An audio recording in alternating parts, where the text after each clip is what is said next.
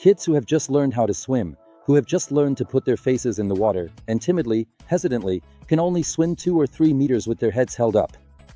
When I'm asked to teach kids like this how to swim, I suggest we play some silly games and goof around a bit. Of course, every little kid loves to blow bubbles underwater.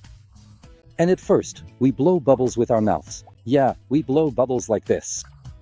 After that, we put our faces in the water, and I suggest we try blowing bubbles through our noses.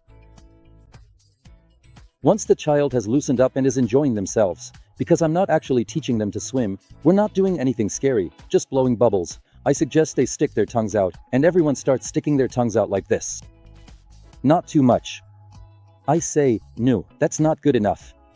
You need to stick your tongue all the way out and wiggle it under the water like this. Ah.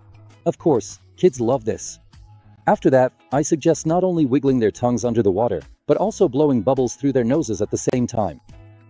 Kids love it when you explain to them that if a diver is doing well, everything's great, and he's in a good mood, he shows this sign underwater. If something's wrong, he shows this sign instead. If he wants to go up, he shows this, and if he wants to go down, he makes this gesture with his hands. And in the end, we play at being divers. We put our faces in the water and do all sorts of silly things. And as a result of all this silliness, blowing bubbles, splashing around, sticking out their tongues underwater, the child loosens up and finds it much easier to do other exercises that actually teach them how to swim properly. After observing children like this, I eventually started using the same approach with adults. We do exactly the same thing with them. We put our faces in the water.